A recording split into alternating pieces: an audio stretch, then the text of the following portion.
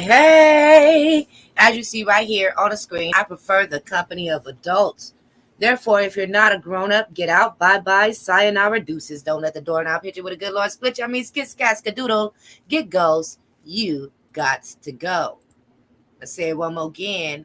I prefer the company of adults. All right. I see it's just a couple of people here. I don't have that many people that watch me any damn way, so I could talk to just one of y'all. I'm just trying to get my settings out of the way.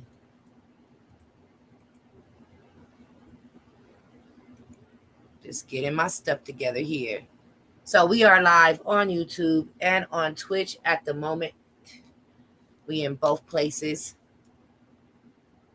Now, I don't know if anybody's heard, but there are things happening behind the case of Malcolm X's murder.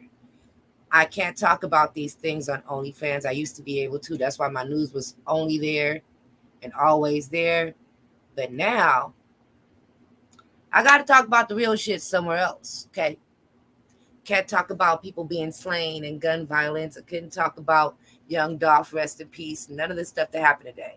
But yep, in case people don't know who Malcolm is, this is Malcolm X. This is what he looked like.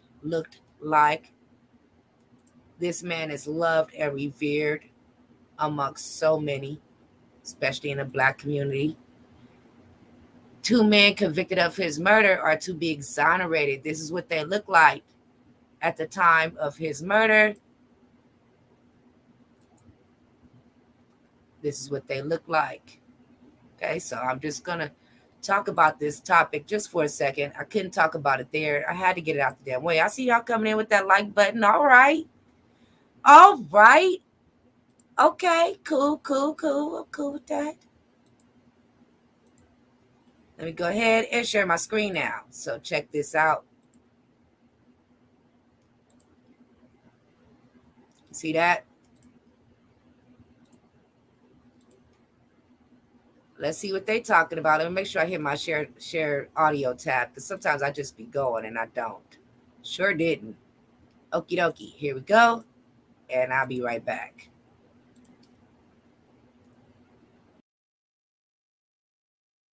All right, 2 of the 3 men convicted of assassinating Malcolm X more than half a century ago are about to be exonerated. The Manhattan DA today apologized to the 2 men, saying they did not get the justice that they deserved. CBS's Maurice Dubois has more on how history is being rewritten. Muhammad Aziz and Khalil Islam always maintained their innocence in the 1965 assassination of Malcolm X. Now, after 55 years, their convictions will be vacated after a 2-year investigation led by the Manhattan District Attorney found prosecutors, the FBI, and police withheld critical information that should have cleared their names. I do believe there'll be attempts on my life. They're foaming at the mouth. The decision comes after this 6-part Netflix series called Who Killed Malcolm X raised new... Wait a minute. I am going to say right now that I did watch this Netflix series, and it left me with my mouth open. Like my jaw was dropped. In the end, I was sitting there stuck. I kind of really just looked like this.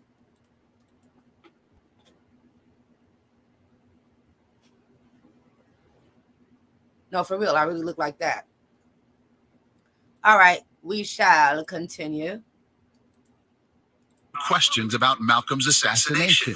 He was killed in a barrage of bullets while speaking at the Audubon Ballroom in Harlem. The DA's office reopened the case to look at the men's convictions after the series was released.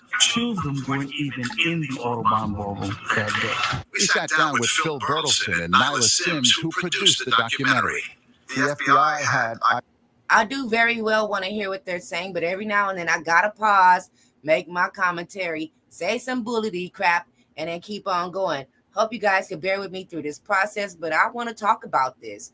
So please don't be shy. Say hi. I'm going to go back just a little bit because I think I might have talked over him. So let's see what the hell they talking about. Documentary. The FBI had eyewitness testimony from presumably the 9 informants that were in the room that day about who did the crime. A third man, Talmadge Hayer, confessed to the killing, but Islam and Aziz never did. Islam died in 2009. Aziz is now 83. He spent 20 years in prison. If I wanted to do it, I couldn't have done it. So that means they knew what they would do when they put me in jail.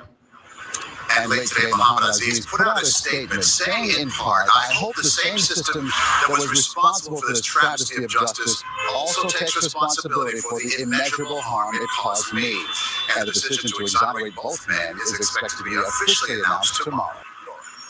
Maurice Dubois, If in fact these two men didn't do it, I really feel bad for them. Like, I'm really sorry. Now look, I got to take myself off camera because I'm tired. These lights in my eyes. I'm sitting here with my eyes closed for a second. Okay, I'm tired. I've been streaming for a long time.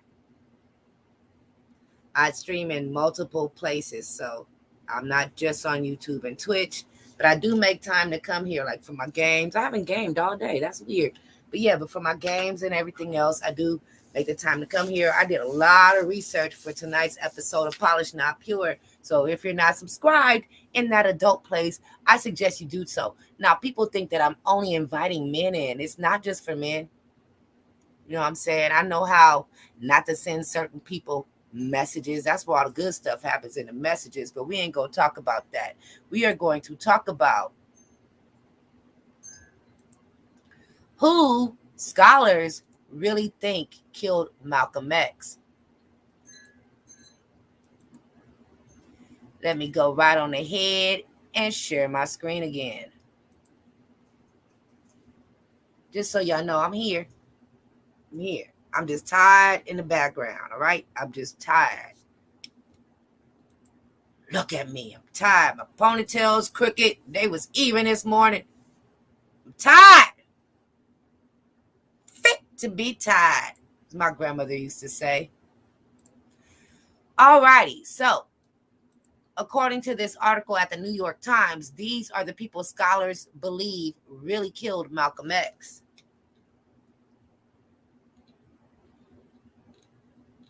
Let's just go ahead and skip past that. Sorry, it's a graphic image. For decades, the killing of Malcolm X has captivated the attention of scholars with a critical question. Were the wrong men convicted of the crime? Telling you guys, that Netflix series had me sitting there with my mouth open. I see we got 3 people. We got 1 person watching on Twitch and 2 people watching on YouTube. That's cool with me, which means I have an audience. And even if I didn't have an audience, I'd still be sitting here rambling, running my mouth, and just let this shit upload. That's what I do. One of 3 men, I don't want to say his name wrong. Muhahid Abdul Alim, confessed at the 1966 murder trial, but also testified that his co-defendants Muhammad A. Aziz and Khalil Islam were innocent and that he knew but would not name the actual assassins. He knew who did it, but he wasn't going to name them. A decade later, Mr. Halim gave 2 sworn affidavits as part of an unsuccessful appeal by Mr. Aziz and Mr. Islam. In the documents, he named 4 other men who he said took part in the assassination, all members of a Nation of Islam mosque in Newark. He gave only partial names. Hope you guys are following along. Thank you for sticking around. I really appreciate each and every one of you that are here with me talking. The review by Manhattan District Attorney's Office did not pin the crime on any other suspects, but scholars have formed their own conclusions about identities and roles of the 4 men identified by Mr. Halim, who previously went by the name Talmadge Hayer. I might have said that name wrong as well, but F it, I'm going to keep going. It is widely believed amongst many experts, I just added that many, on the assassination that William Bradley, a member of the Newark Mosque who once served time in prison on charges that included threatening to kill 3 people, fired the first shotgun blast. Mr. Halim identified the man with the shotgun as William X, Mr. Bradley denied any involvement and died in 2018. So if you're following along, the man that they really believe killed Malcolm X already passed away in 2018. It's 2021. Here we are 3 years later, and these two presumably innocent men are just now being exonerated.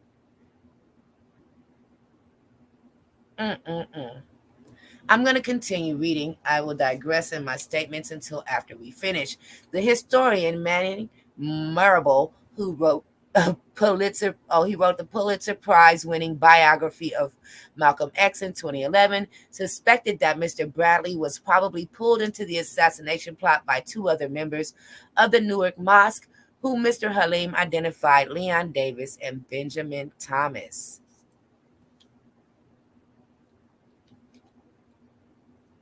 If I'm going too fast, you guys feel free to say something in the comments. Always tell me, hey, Queen, go back, say that again. What the hell? I don't have no problem with that. And for those who do not wish to address me as Queen, my name is too.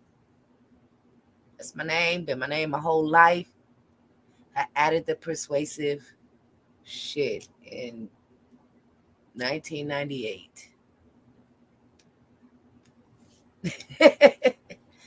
Mr. Marable theorized that Mr. Davis and Mr. Thomas were most likely directed by a minister at the mosque to plan the assassination after Malcolm X returned to the United States from a trip abroad in 1964 and eventually enlisted the other men. Most historians have concluded that Mr. Davis was seated with Mr. Halim in the first row of the ballroom, and they began firing handguns at the leader after a shotgun blast hit him. So what are they innocent of? At the time, this is just the historian's conclusion, so I'm going to stop myself. At the time, Mr. Davis was about 20. As far as years go, he was 20 years old. He lived in Paterson, New Jersey, and worked at an electronics plant. His name appears in a previously undisclosed 1965 FBI report that says a New York police lieutenant was looking for him. The district attorney's investigators said it's unclear what that search yielded.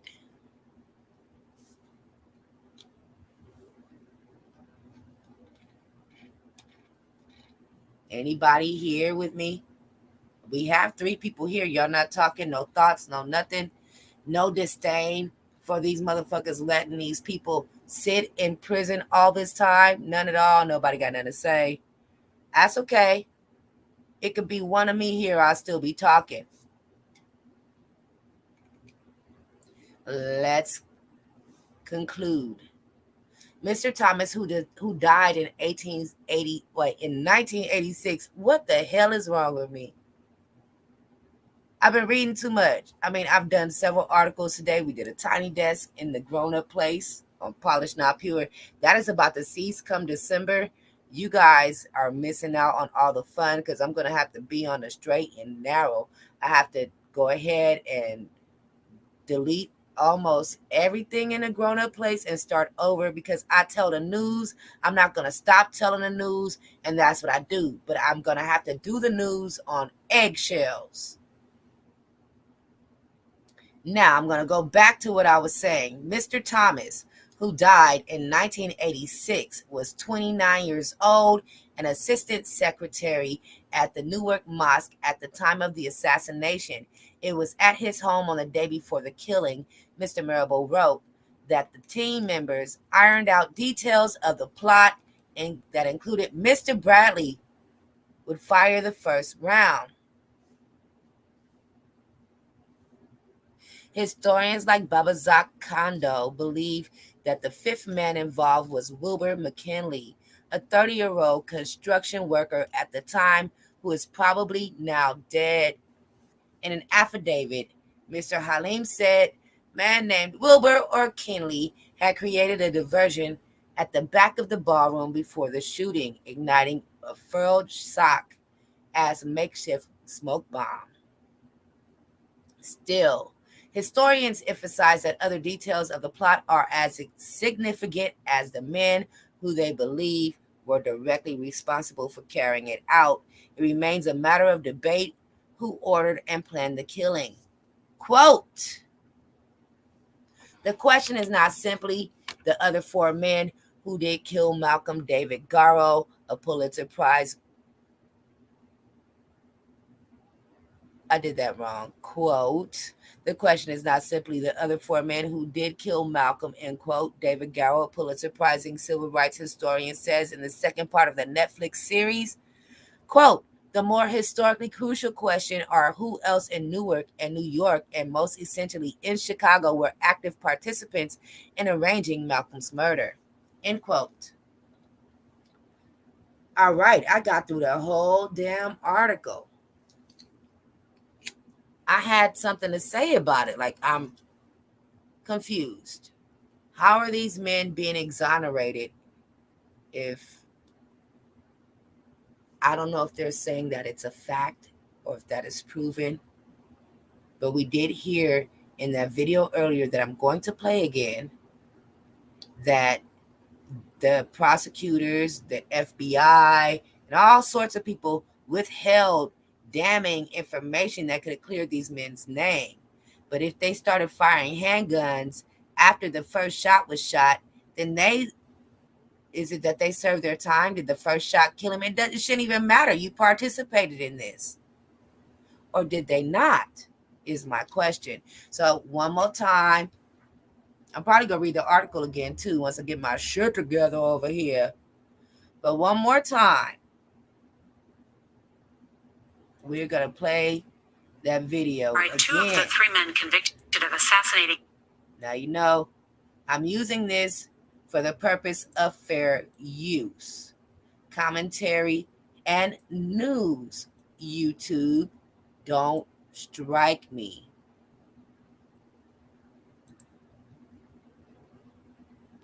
Okay, let's go. All right, 2 of the 3 men convicted of assassinating Malcolm X more than half a century ago are about to be exonerated.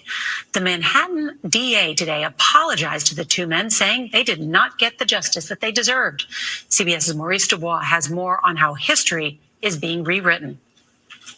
Muhammad Aziz and Khalil Islam always maintained their innocence in the 1965 assassination of Malcolm X. Now, after 55 years, their convictions will be vacated after a 2-year investigation led by the Manhattan District Attorney found prosecutors, the FBI, and police withheld critical information that should have cleared their names. I do believe there'll be attempts on my life. They're foaming at the mouth. The decision comes after the 6-part Netflix series called Who Killed Malcolm X raised new questions about Malcolm's assassination. He was killed in a barrage of bullets while speaking at the Audubon Ballroom in Harlem.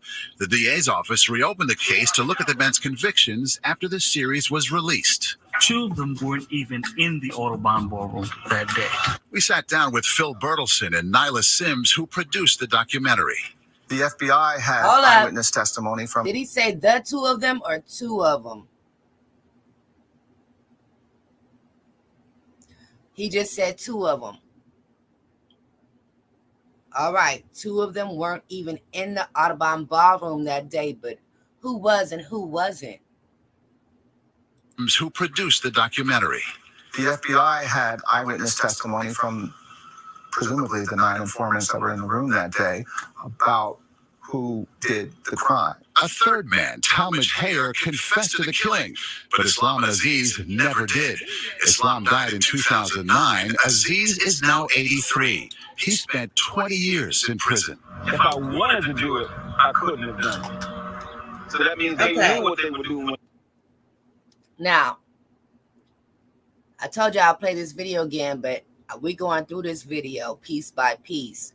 And what I want to say about this is this guy here, Malcolm X was killed so long ago, he did 20 years in prison. He's been out for a long time. So he's probably been speaking his piece, proclaiming his innocence, and nobody was listening. He's been out for a very, very, very long time.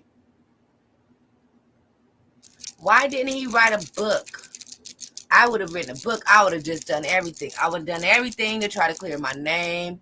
Maybe he did write a book that I'm missing something about that. I don't know, but really, I'm quite sure all this time that he's been out of prison and amongst the living, I'm quite sure he's been proclaiming his innocence, or maybe the shit's so deep he was scared to say so and he knew he was a fall guy, period. Maybe he didn't want repercussions to come upon him. Maybe he's been silent and his silence was an attempt to keep his life all this time. Because this is actually deep. This is history, and this is what made me want to speak upon this matter. Y'all know I don't vlog all the time. Y'all know I'd rather just stick to myself and keep gaming.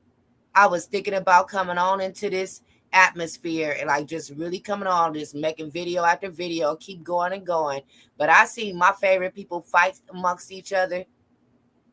I'm done with that. You know what I'm saying? Like, I'm okay doing it the way I've been doing it. Game here and there, vlog here and here. But this right here had to be talked about. I ain't seen nobody say anything about it yet. Now, look, I'm very sad about what's happened to Young Dolph, but that's all I've been seeing. I've been seeing that, Travis Scott, and everything. There is so much news out there. People are missing because everybody is falling into the hype.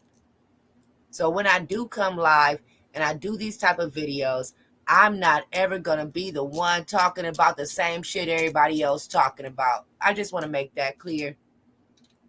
When they put me in jail. And late today, Muhammad Aziz put out a statement saying in part, I hope the same system that was responsible for this travesty of justice also takes responsibility for the immeasurable harm it caused me. And the decision to exonerate both men is expected to be officially announced tomorrow. All right, so I'm going to click on this next video. We're going to talk about that too in a second. But yeah, I'm wondering how many times this man has really tried to say, hey, we didn't do this. And it's mind-blowing that it's taken so long. It's taken so long, okay, for them to get, if they're innocent, for them to become free, have their name cleared, for people to be like, hey, they didn't really motherfucking do it.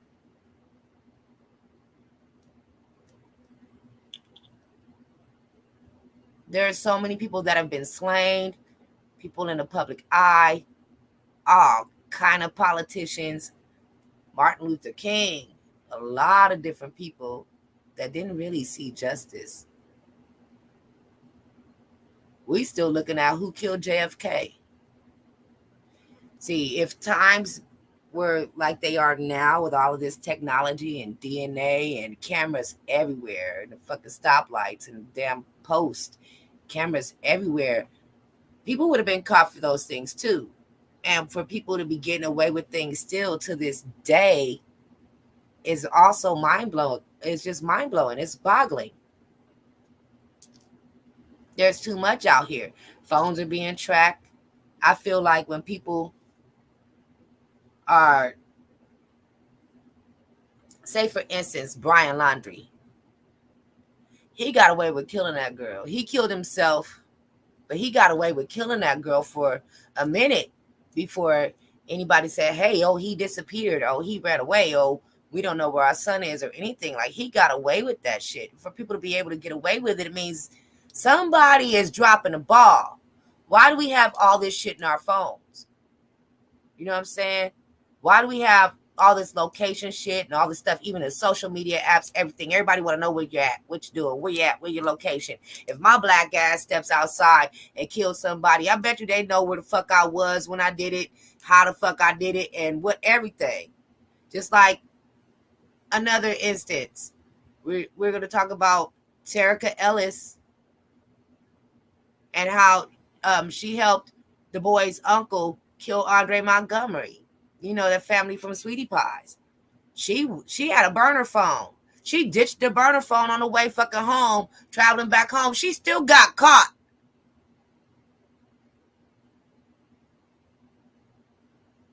It's so weird how the white people are invisible. All right, I know that I've been in here for almost 30 minutes, but now I'm going to say it because this makes a halfway mark, I guess. I don't know how long I'm going to be here. I'm going to keep talking to 3 people as long as I can motherfucker talk. I prefer the company of adults. Please remember that this channel is for adults and adults only. If you're not a grown-up, get out. Bye-bye, sayonara, deuces. Don't let the doorknob hit you with a good Lord. Split you, skit, scat, skadoodle, get ghosts, kick rocks. You got to go. Peace! All righty. So, we accidentally stumbled across the man who killed Ahmaud Arbery testifies. So, we're going to hit that too. Since I'm at risk and I'm playing motherfucking people's videos, but for fair use, YouTube, for commentary and news, let's get into this shit here.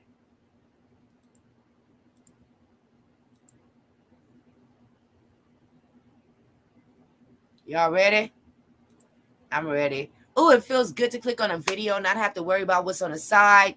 Because when you're on OnlyFans, you can't put child images. You can't even refer to somebody under 18. You can't talk about no shit like that. And every now and then you click these videos and the little things they have on the side is like a lead video to something else, got something to do with a child. You can't talk about sexual violence. You can't talk about assault. You can't talk about gun violence. You can't talk about senseless murders. You can't talk about none of the real shit on OnlyFans anymore. And I was doing that for a long time with my top off. Get it? I still tell the news, but it's light news there, and it's not the same. I don't feel the same. I don't feel the same. But yeah, this how I'm doing. Let me go ahead and share this as well while I'm here. I'm going to share this on, where am I sharing it at? I'm going to share it on Facebook. If my phone would act right, I'm sharing it on Facebook now. Coming right back into it, and then I'm going to share it on Twitter. Because normally everything I do happens to my Twitter activity, but hell, I'm not gaming or nothing, and I'm not on OnlyFans. So let me go ahead and tweet that out too. They can't call it spam. It might be multiple tweets, but they can't call it spam because it's all different links and different sites.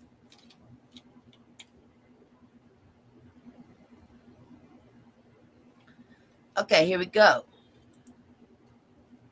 Just want to make sure that's on the screen the right way.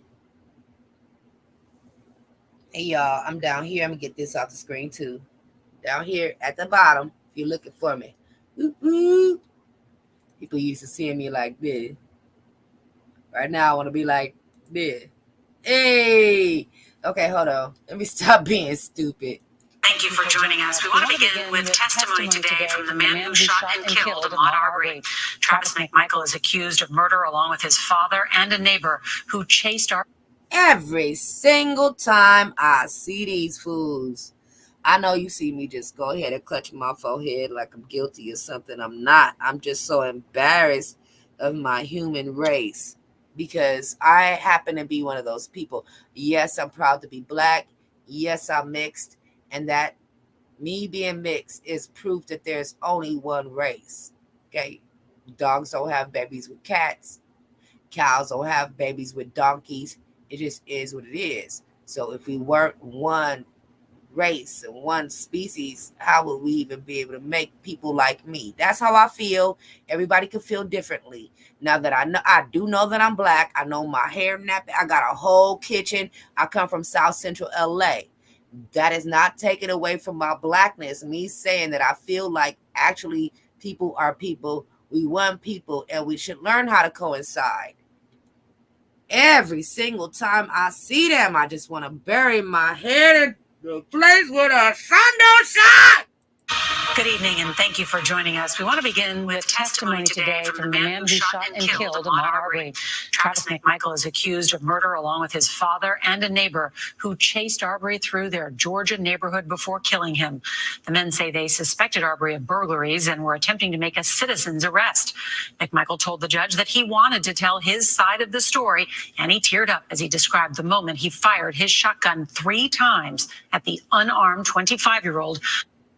One time is enough, but I digress. Calling it a life or death situation. McMichael says he fired in self-defense when Arbery tried to take his gun. Prosecutors say there's no evidence of Arbery committing crimes in the neighborhood to justify the chase and the deadly encounter. Arbery's killing has prompted Georgia lawmakers to repeal most of the state's citizens defense law. CBS's Omar Villafranca leads off our coverage from the courthouse in Brunswick, Georgia. Tired, Good evening, Omar. Good evening. A bit of a surprise that Travis McMichael took the stand. Only time we'd really heard from him was 911 calls or police body cam video. But today, he gave his version of what happened. I want to give my side of the story.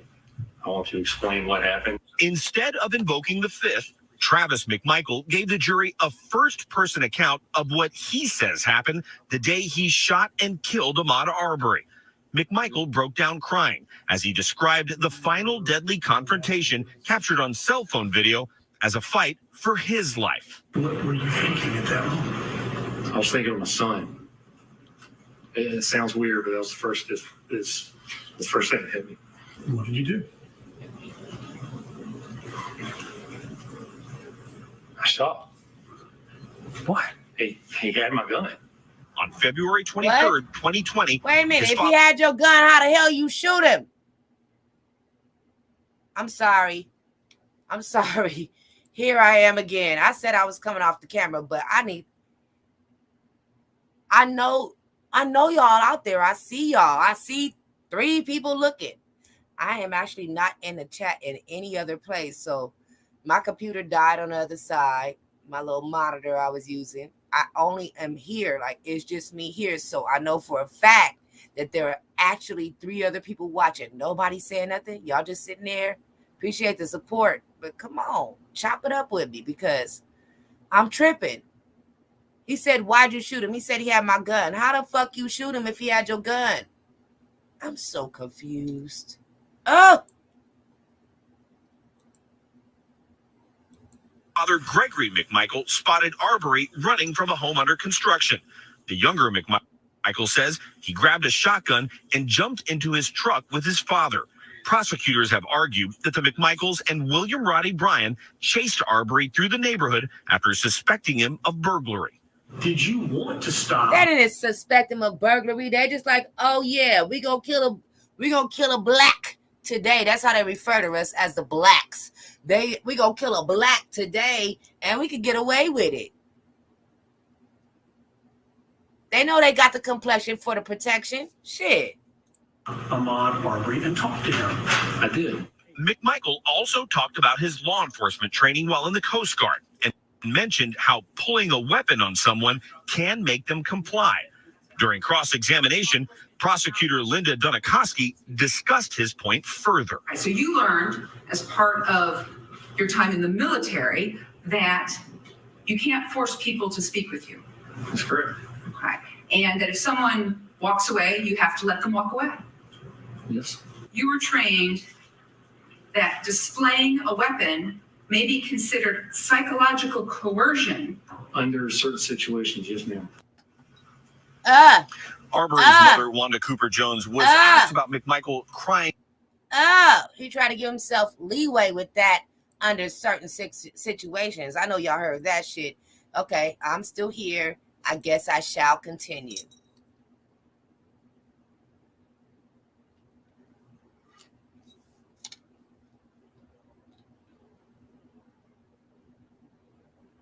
I'm looking for more stuff that I couldn't talk about in the other place, which is most of the news, really.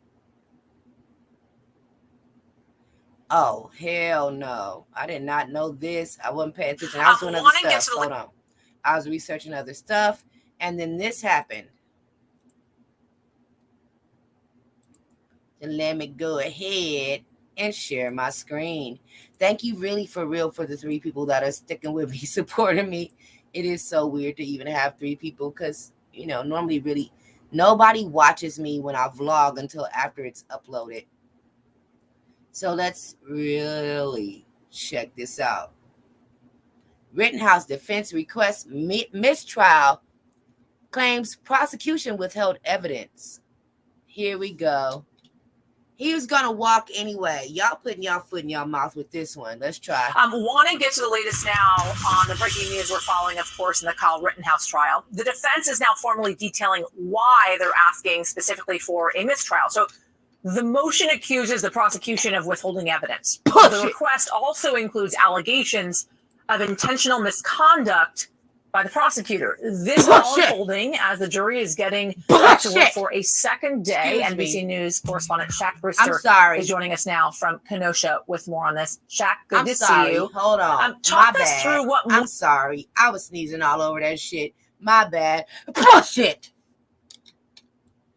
Let's try again. Want to get to the latest now on the breaking news we're following, of course, in the Kyle Rittenhouse trial. The defense is now formally detailing why they're asking specifically for a mistrial. So the motion accuses the prosecution of withholding evidence. The request also includes allegations of intentional misconduct by the prosecutor. This is all unfolding as the jury is getting to work for a second day. NBC News correspondent Shaq Brewster is joining us now from Kenosha with more on this. Shaq, good to see you. Talk us through what more we're learning here about this mistrial request. And before I even get to that, we actually are seeing court in session right now. The attorneys from the defense and prosecution are back in the courtroom. The judge is speaking right now, and we just got notification that the jury has asked their first question of substance at this point. And I'll read the question to you. It's, do we view any of the videos? They're talking about the exhibits, videos and photos in private or in the open courtroom. Now, both attorneys seem to be in agreement that that should happen in open courtroom. So we'll see what that turns into, whether that means the jury coming back in the courtroom and watching whatever exhibits they want to see. But that is a question that they've gotten. And that's the first, again, substantive question that we've gotten from this jury that has been entering day 2 now of deliberations. Yesterday, they asked for some jury instruction forms, but this is the first question dealing with the evidence that is already in the case. Now, you mentioned today we got news of that motion that was filed. It was officially filed. I am really not surprised about this mistrial motion, and I really think the judge is going to accept it. I really think the judge is going to accept it. I can't sign into Instagram from the computer anymore. They're like, they really just don't let you. So, yeah. I can't sign in from Facebook, nothing. I can't go to my Instagram. But there is a video. If you go to the comedian Earthquake, the real Earthquake on Instagram, there's a video of the judge calling a former juror a black, the black, and the only black. He's made so many racist remarks in this video. Lord, I can't believe it. So he got the right judge. The judge allowed him to choose who deliberates over his trial as well. He picked his own jurors, y'all.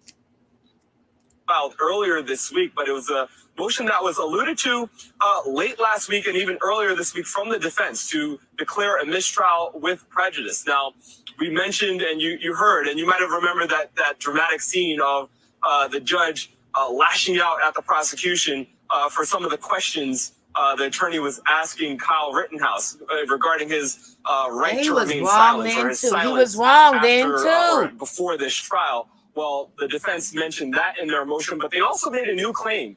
They said that the prosecution didn't provide them with key evidence, with a high-definition file of that drone video of the actual shooting. They say they didn't get the high-definition version of it until this past weekend, which was just about 2 days, a day and a half before closing arguments. So they're accusing the prosecution of withholding evidence. They're also accusing the prosecution of malpractice by asking Kyle Rittenhouse.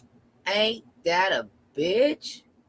I know there's nobody watching that's surprised about this either. Like, I've been convinced that he was going to walk since his second day in court. So I've been convinced for a long time that he's going to walk. I know nobody is surprised. What I'm doing is poking around in the background to see if I can find one more something else that I can't talk about there. It's mostly everything. Shit. Hold on.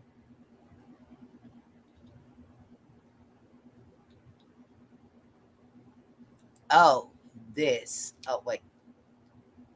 Are they going to stop me? Because sometimes I click on the Washington Post and they try to stop me. Let me go ahead and hurry up.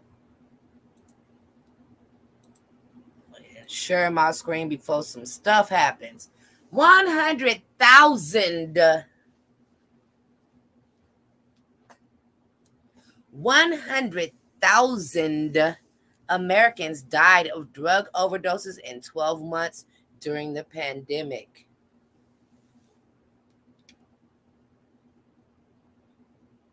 Yep, that's what you heard. Because that's what the fuck I just said.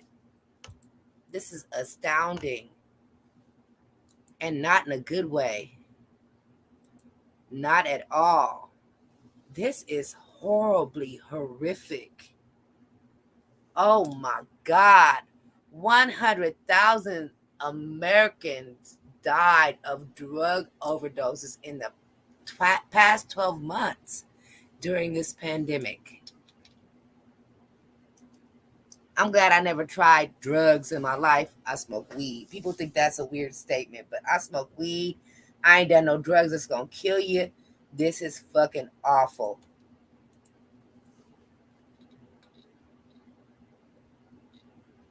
Okay, let's see what this picture is. Lawana Bond, age 46, holds a photograph of her brother with Tashi Braid, age 37, at Howe Community Park. Maybe it's Howe. At Howe Community Park in Sacramento on December 11, 2020. Yeah, I said Howe. Braid died of a cocaine overdose just a month before their mother, Elizabeth Hawkins, age 68, died of COVID. Oh, poor lady. Oh, my heart weeps for you, lady. The U.S. drug epidemic reached another terrible milestone Wednesday when the government announced that more than 100,000 people had died of overdoses between April 2020 and April 21. I'm quite sure the number has risen. It is now November. I'm sure the number has risen since April. It is the first time that drug-related deaths has reached six figures in any 12-month period. I'm telling y'all, 100,000 is a lot for drug overdoses. This is people trying to feed their pain. This is people trying to just take themselves away from the world just for a second. They're not really trying to take themselves out, but it ends up happening. There's so many things, even when people think that they're buying somebody's prescription, they're getting pills laced with fentanyls. I've read stories about this shit. It's ridiculous. I'm really sorry to report this one now. The people who died, 275 people die every day, would fill the stadium where the University of Alabama plays football. Together, they equal the population of Roanoke, Virginia. Damn, Roanoke, Virginia only has 100,000 people? Sorry. I need to move to Roanoke. You know what I'm saying? Small community, everybody know everybody, but then they probably target my black ass, so never mind. The new data shows there are now more overdose deaths from the illegal synthetic opioid fentanyl than there were overdose deaths from all drugs in 2016. Look at this chart. Look, in 1999, it was just under 20,000 deaths. To 2001, 20,000 deaths. In that span, it slowly rose from 2001 to 2011 to 40,000 deaths. In between 2011 and 2017, it slowly rose to 60,000 deaths. See, like, you guys not understanding, this is 1, 2, 3, 4, A 5-year span. 1, 2, 3. A 3-year span for the 60,000. 2-year span for 80,000 deaths between 2017 and 2019. And then now we are at 100,306 deaths in the past 12 months. This is crazy. Despite the efforts of governments, healthcare providers, activists, and others, the problem is growing much worse. The new figures, which are provisional but rarely change much in final tallies, represent a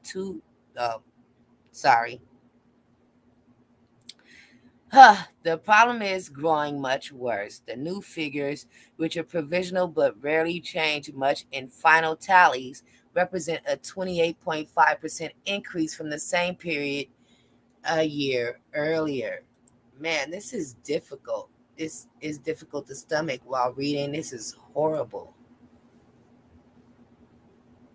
The financial, social, mental health, housing, and other difficulties of the COVID-19 pandemic are rightly blamed for much of the increase.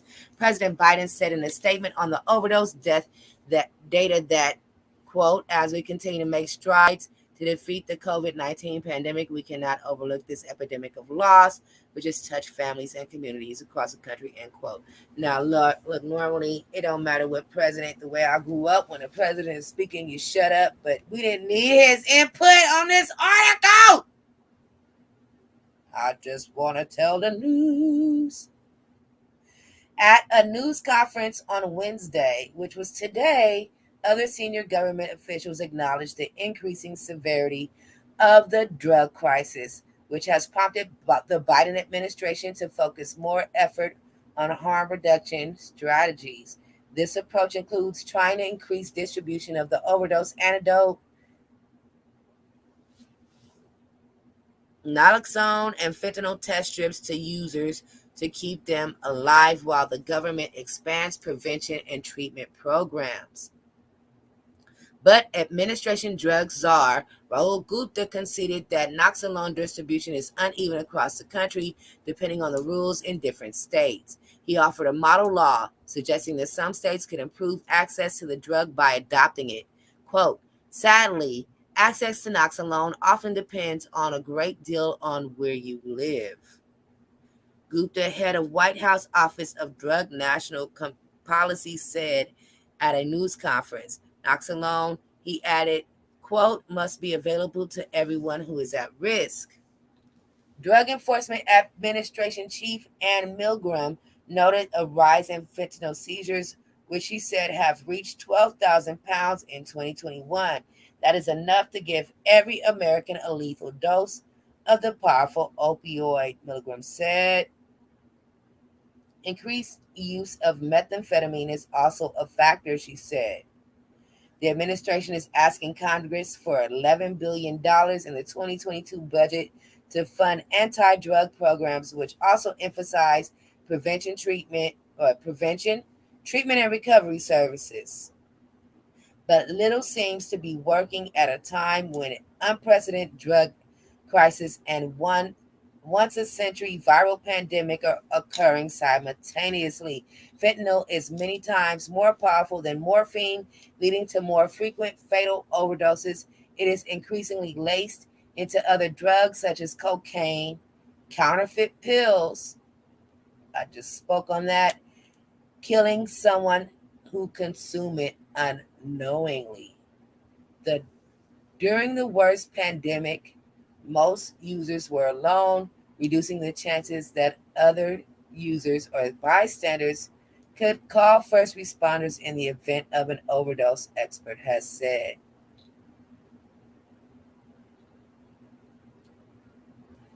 Wow. Drug deaths for the European Union, Turkey, Norway, and the United States, 2019. Norway.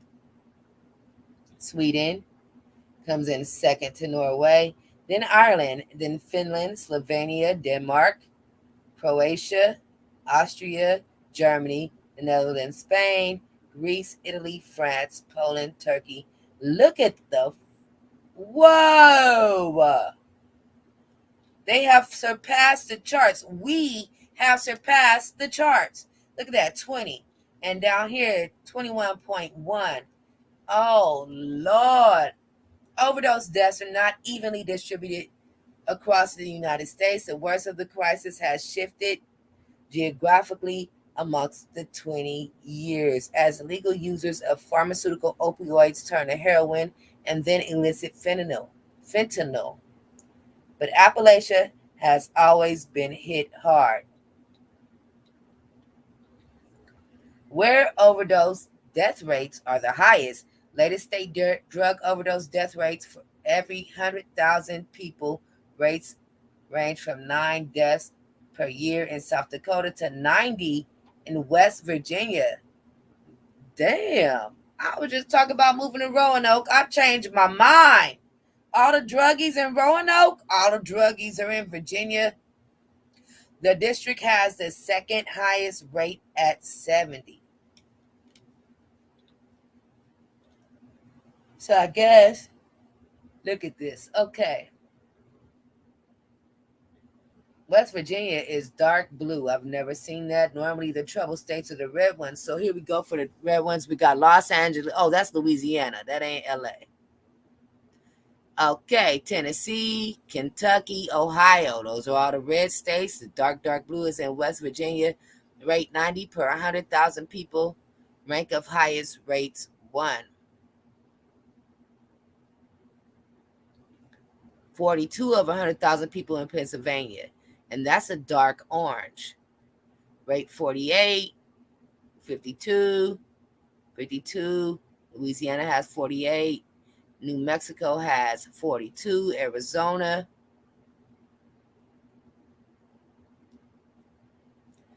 California rate 27, which I'm surprised because, you know, it's cocaine capital, boy. Yellow. Okay, look, this is where we got to go. We got to go to Montana, Idaho, Wyoming, South Dakota. 9 per 100,000. Ain't got nobody doing no drugs in South Dakota. We going to South Dakota. Nebraska, Iowa, 13. Texas, rate 16. I know for a fact I used to live in Texas. I know it's drugs in Texas, especially that crack. Rate 18. Look at that. Look at that, Georgia. I know it's drugs in Georgia, too. Yeah, I'm not sure this is entirely accurate, but it was interesting to read. This concludes the Polished Not Pure after show. Woo-woo. We done a whole 55 minutes, and I forgot to tell you guys, happy Hump Day. Here's how I celebrate Hump Days on all my Wednesday streams.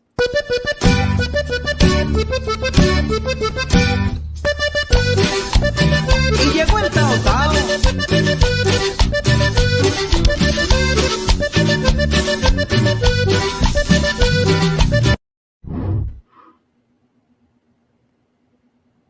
One more again.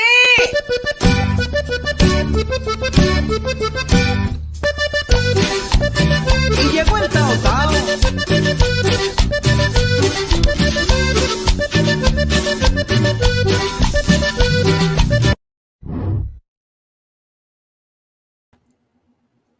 Oh, I was still going. Fuck it, she begin it. I said one more time.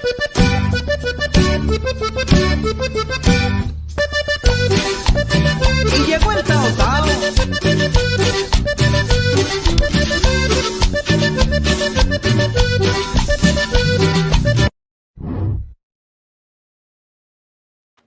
All right, I'm done here. There's nothing left to see here. Have a good night.